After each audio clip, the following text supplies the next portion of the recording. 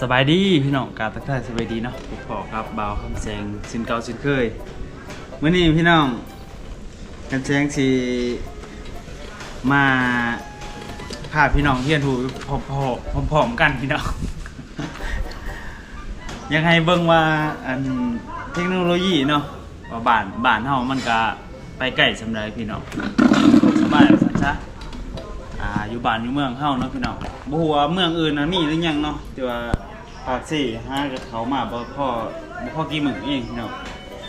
เนาะหากับเขามาพี่น้องนี่ก็คือรถไฟฟ้าพี่น้องรถไฟฟ้าสาธารณะพี่น้องเนาะเป็นน่าจะมาจากบริษัทจีนนะพี่น้องจีนเนี่ยโครงการญี่ปุ่น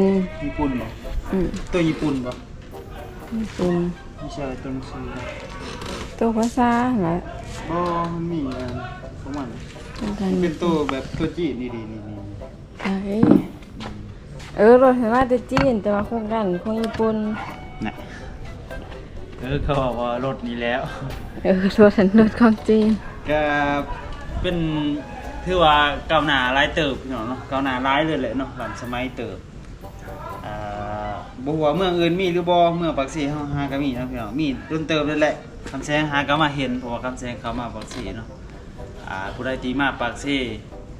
จะพบเห็นรถคันสีคล้ายๆแบบนี้เลยพี่น้องมันก็สิมีแบบต่างๆกันจักหน่อยเนาะแต่ก็รถโหมดนี่แหละพี่น้องทรงนี้เนาะมันจะเห็นอยู่ตามสถานที่ต่างๆนะพี่น้องที่เขาจอดไว้ป้ายอยู่นำทางถนนหรือว่าตามป่าตามแคมทางตามอะไรทั่วไปนะพี่น้องจะเห็นหลายเลยแหละเนาะเพราะว่ารถนี่เป็นรถสาธารณะพี่น้องเป็นรถสแกนพี่น้องเนาะอันนี้สำหรับคนมาต่างแขวงต่างเมืองต่างแขวงแล้วก็คนมาจากพี่น้องทางไทยมาจากทางไทยพุ่นแหละเนาะมาท่องเที่ยวหรือว่ามาจากเมืองต่างแขวงที่เขามามันแบบว่าบ่มีรถอยากได้แบบว่าอยากไปซื้อนั่นซื้อนี่แบบไกลๆอยากไปแบบสถานประมาณโลนึง2โลเนาะพี่น้องแต่ว่าบ่อยากรถอันแท็กซี่บ่อยากเมารถตุกๆนะพี่น้องก็สามารถสแกนรถตัวนี้ไปได้เนาะพี่น้องเนาะเบิ่งคำแจ้งสีเห็นให้เบิ่งเนาะเฮ็ดนำกันครั้งแรกเลยพี่น้องจะโดดว่าอะไรบ่นี่เนาะแล้วก็เฮาต้องมีอันเพิ่นBCA1 หรือว่ามีธนาคารมีแอปธนาคารนะพี่น้องเพราะว่ามันใส่อันเงินสแกนอย่างเดียวเนาะมันบ่ได้ใส่เงินสดมันมีแอปมันใดนี่เฮาบ่เข้าแอปสแกนเนาะก็มาสแกนอยู่นี่เนาะพี่น้องมันสิมีQR code ให้สแกนนี่มาเนี่ยมันก็สิมีแอปให้ดาวน์โหลดนะพี่น้องเฮาก็จำเข้ามานี่ฮะแล้วก็เปิดแอปเข้ามาพี่น้องแล้วก็อนุญาตให้ก่อนเนาะอนุญาตทางเดียวซะเพราะว่าเฮาสิสาธิตให้เบิ่งเอาเลยเฮาสิเข้าตัวได้บัดนี้เข้าสู่ระบบโดยอีเมลเข้าสู่ระบบโดยหมายเลขโทรศัพท์มือถือมือถือก็ได้มือถือจะมันคืนเป็นไทยเฮ้ยก็เปลี่ยนเบิ่งหาลาวก่อน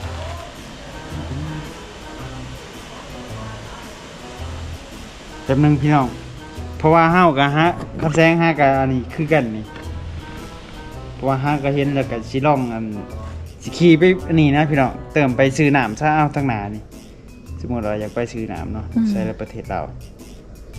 มันบ่มีคนหาบ่เลยดอกอีกเวิร์ด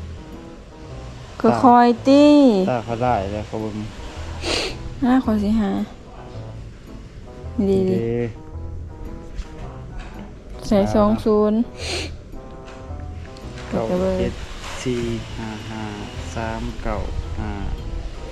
โดยการคลิกปุ่มรอเสร็จต้องคลิกก่อนนี่เนาะสามารถล็อกอินด้วยยังก็ได้นะพี่น้องเต็มเข้ามา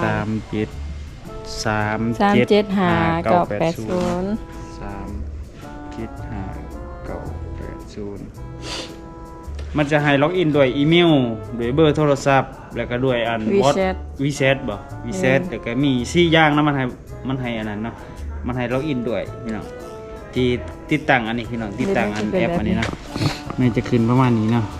ขึ้นกับบริษัทของเขาเขา อัน ก็ นี้มันเป็น ฉันเห็นด้วยเขาก็ว่า อันเดียวกันครับรถสมอยู่เวียงจันทน์พี่น้อง นี่ครับอันนี้ก็เขามาเปิดแอปเขาล็อกอินเรียบร้อยพี่น้องเขาก็ชี้มาว่าสแกนใส่รถอนุญาตเนาะ มันให้เติมเงินเขา นี่เขาก็สแกนเนาะมันสิว่าอย่างนั้น โอ้800,000ว่ะ แบตอันนี้แบตรถ แบตรถ ตอนนี้นี่81%เนาะแบตรถสียังเหลือราคาเริ่มต้น 8,000กีบ 8,000 กีบ 8,800 กีบ มันสิเติมอยู่ใช่ปะ วิญญาณปลดล็อก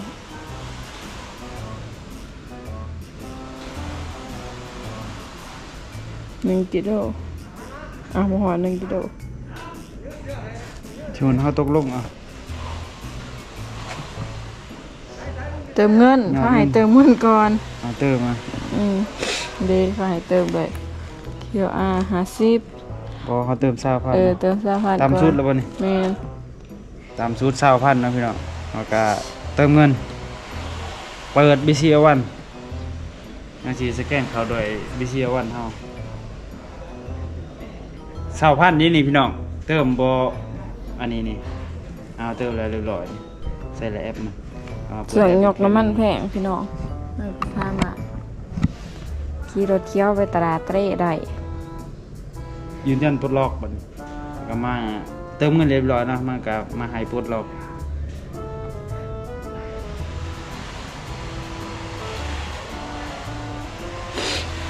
หากปลดล็อกสำเร็จแล้วกรุณาคีย์ซ่า มันก็จะเว่าประมาณว่าท่านสามารถปลดล็อกรถคันนี้ได้แล้วเนาะกรุณาขี่ซาๆมันว่าเนาะ ขอขี่ ประมาณนี้เนาะเดี๋ยวเฮาสิ อันนี้ขี่ไปนี่ให้ขอขี่มะ ฮะคลิปไปไส นี่นะขี่ไปนี่เลยก็เดียวมาก นี่เนาะพี่น้องเฮาก็จะกดปิดแอปกดอันนั้นดับจอไว้เนาะเฮาก็จะสร้าง ขี่ซา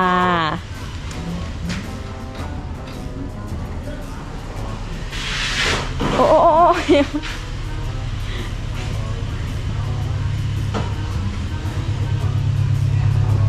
เบรก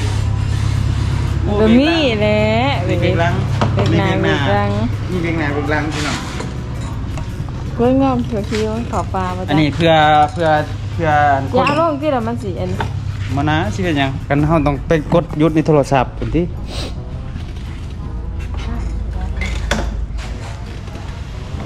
พี่บอลบิดเหล็กมันตัวนี้ ยินวิทย์ได้ ก็คอยโพดได้ อย่านะ โอ้ยพวกตัดอันใหม่ห่านใหม่อันนี้งาคามลง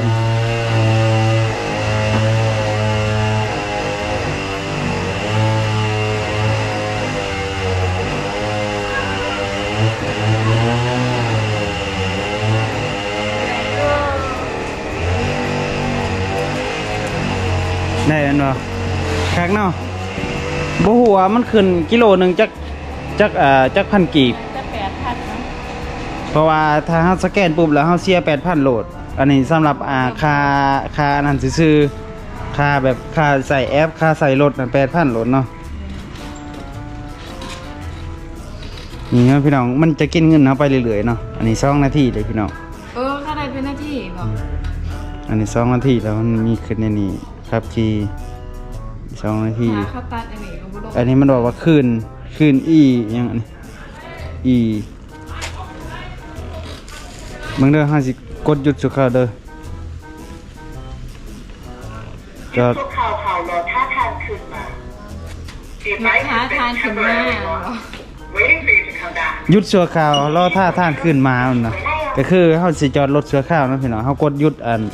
ให้บ่ให้มันกินเงินเฮาเด้เฮากดหยุดไว้ แต่ต้องระวังพี่น้องไว้ว่ารถเที่ยวนี่มันสามารถใส่ได้เบิดกับทุกคนเนาะเครื่องคล้องเฮาเลยที่สำคัญ เฮาไปจอดรถจอดอยู่ไสมันสิบอกเฮาเองดอกรถมันสิบอกเฮาเองการเฮาจอดหรือว่าเฮาล็อกอินออกจากรถแล้วมันสิบอกว่าทานกดขึ้นนั่นเครื่องของทานอยู่นี่นี่นะเพราะว่าถ้าเฮาไปจอดไว้บนใดก็ถ้าคนอื่นเขาอยากใส่เขาก็สามารถสแกนใส่ได้เลยนะพี่น้องแต่ว่าถ้าเฮาบ่ทันได้กดออกก็บ่เป็นหยังเขาสแกนบ่ได้นะพี่น้อง ราะว่าแอปเฮายังเปิดไว้อยู่ในรถเนาะยังสแกนไว้ยังอันนั้นถ้าเฮาได้กดล็อกอินออกแล้วคนอื่นเขาก็สามารถเอาไปได้เนาะเพราะว่ามันเป็นรถสาธารณะพี่น้องเอ้ย ก็เห็นหน้าเพื่อนชี้คนเดียว กับเสียงยีแต่2คนพุ่น แต่ว่าตอนนี้ เพราะว่าวันเสาร์นี้มันมี2คันเด้มันมีพนักงานเข้ามาเอาวันเสาร์นี้คันหนึง แสดงว่าแบทเบิร์ด แม่นมันน่าจะแบตเตอรี่เบิดเนาะกับเสียงเห็นพนักงานเขาขี่เข้ามาแล้วเขาเอารถอันนี้แล้วมาเอา ได้ตรง เพราะมันขึ้นในคอมเขาดิว่ารถคันใดแบตเบิร์ดหรือว่ารถคันใดแบตเหลือหน่อยเนาะเขาก็จะมาเอารถเอากลับไปบริษัทเขาแล้วเขาก็แบบเนาะ ตัวแบท มึงเด้อขอสิกดออกเด้อตัวนี้มันทาสิใส่ต่อเขาก็จำไปต่อพี่น้องเดี๋ยวเขาจะสิกดออกเนาะจำไว้เดี๋ยวคำแสงสีล็อกอินออกเนาะ คีย์ไปอันนี้ไปซะ ไม่ใช่ ไปกดเอาเงินให้แม่ยายธนาคารทั้งนั้นนี่นะที่เฟนซิปนี่แป๊บเดียวก็มา ไม่ใช่ เงิน2 วัน หมดออกไปจังอันนี่เนาะพี่น้อง เบิร์ดระบบ8,000 มึงเด้อว่าสิล็อกอินเนาะยังว่าละ8,000มันกดเข้าไปมันเสียโหลดบ่ได้เกี่ยวกับว่าจะสิคีย์บ่คีย์ ก็แสดงว่าค่าใส่แอป ค่าใช้ก็คือ 8,000โลมันจะสิใช้ต่อไปจะสิใช้เท่าใดนะฮะเบิ่งเด้อเขาจังสิเอา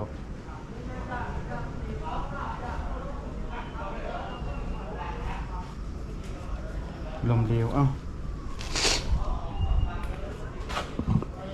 เด้ รถได้ส่งคืนสำเร็จแล้วกรุณากดกาและเอาส่วนของถ่ายไว้ กวดกา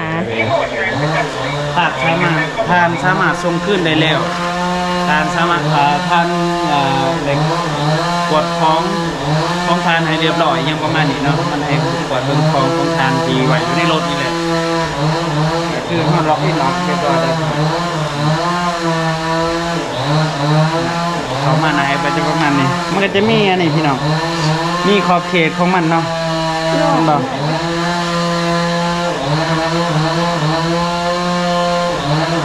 เขา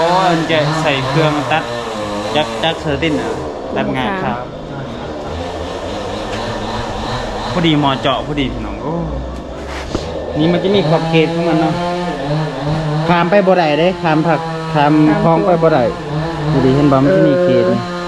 ขอบชี้ฝา ไปหอดสนามบินได้นี่เนาะ เอา ไปหอดสนามบิน มีรถอยู่บนใดเฮาสามารถย่างไปหารถได้เลยนี่รถมันจะขึ้นเห็นบ่พวกแบตเรือหน่อยก็หูยมีเดเคทของมันข้างนี้มันก็จะฮอดพี่ สนามบินและ นอกอีกฮอดป้อมตำรวจผู้ เนาะ ฮอดเลยป้อมตำรวจจังหน่อยน่าจะแถวอัน ตลาดบ่ได้ โพนสีไข่แถวตลาดนั่นแหละบางทีก็ หอดลักเก่า ทางพุ่นก็โอ้ไปไกลเติบฮอดบ้านห้วยแซ่บ้านห้วยแซ่ ลักเก่าเด้อยู่เวียงใส่โรงเรียนเวียงใส่ บอนมัน